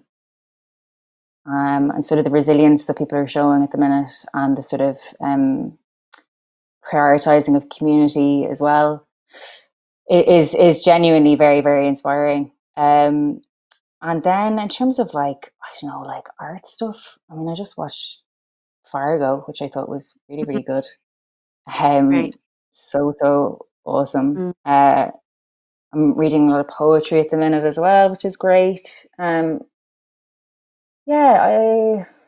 Fargo, I think, is probably the thing that's most in my brain, because I was watching it a lot today. It's just really, really satisfying to see something work on all levels, every single aspect of it is brilliant and kind of working together.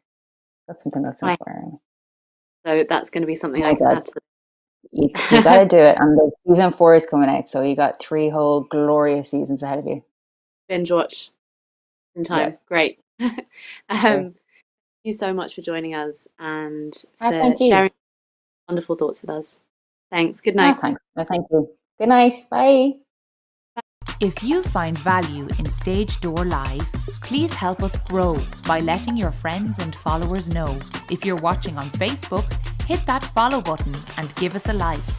Take a moment to share this live feed with your friends and followers right now. If you're watching us on YouTube, make sure to give us a thumbs up, subscribe to our channel, and click that bell to keep updated on our new and exclusive YouTube content. Creating live content is a costly endeavour. If you'd like to help us keep the conversations going, please hop on over to our Patreon page, where you can become a patron and gain access to exclusive patron-only content. Patreon.com/TheatreMaker.ie. You can find us on most social media, Facebook, Twitter, Instagram and YouTube at TheatreMaker.ie. And catch additional news, blogs and sector coverage on our website, TheatreMaker.ie. Watch this space. There's more exciting content on the way from TheatreMaker.ie.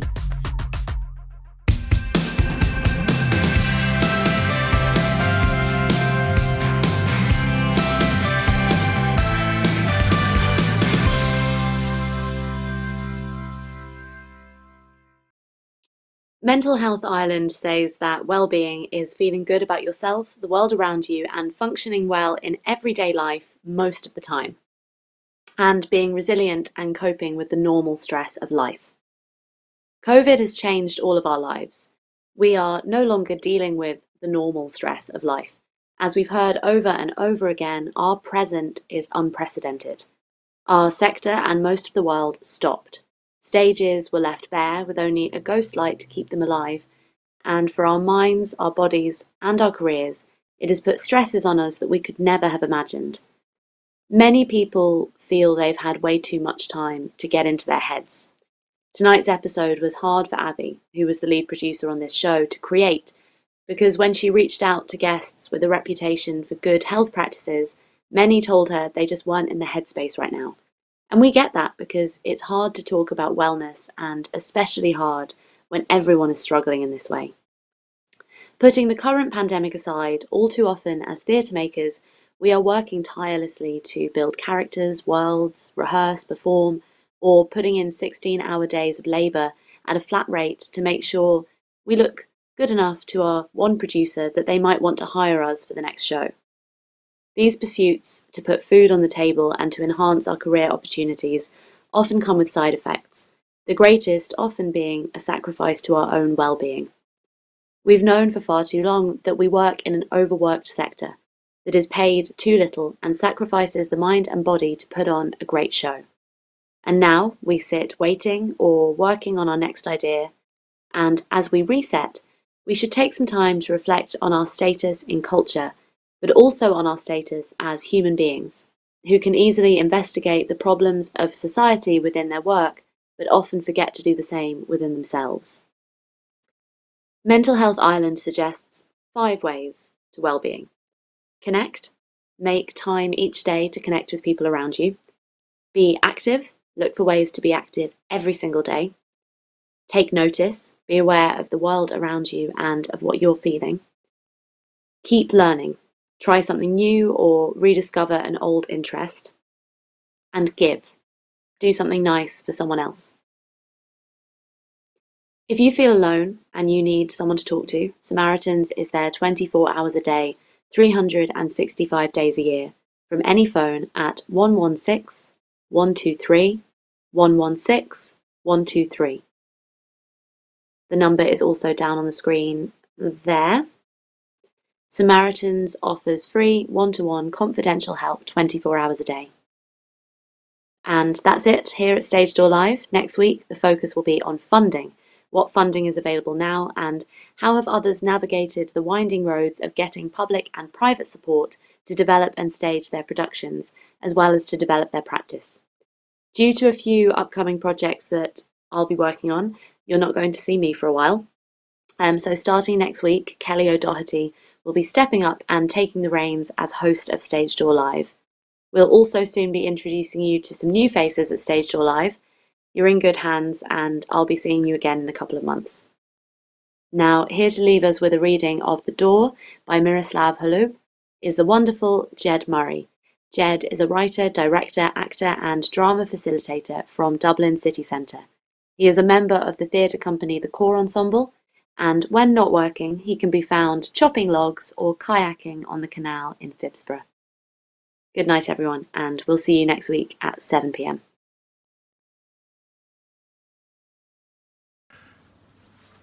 Hey, how you doing? My name is Jed Murray. I've been asked by the good people over at TheatreMaker.ie to share a poem that I like, or that means a lot to me. So I have decided to share The Door by Miroslav Holub, and yeah, I really like this poem. I use it a lot with groups that I work with. I really like it because it's accessible, it's short, it's simple. It's got a nice mixture of kind of pragmatism and doubt mixed with hope and humor. So I really, really like it. It's very, very nice, and it goes like this. Go and open the door. Maybe outside there's a tree or a wood, a garden or a magic city. Go and open the door. Maybe a dog's rummaging. Maybe you'll see a face, or an eye, or the picture of a picture. Go and open the door. If there's a fog, it will clear. Go and open the door, even if there's only the darkness ticking, even if there's only the hollow wind, even if nothing is there. Go and open the door. At least there'll be a draft. So there you go. Thank you very much. I hope you enjoyed that. Cheers.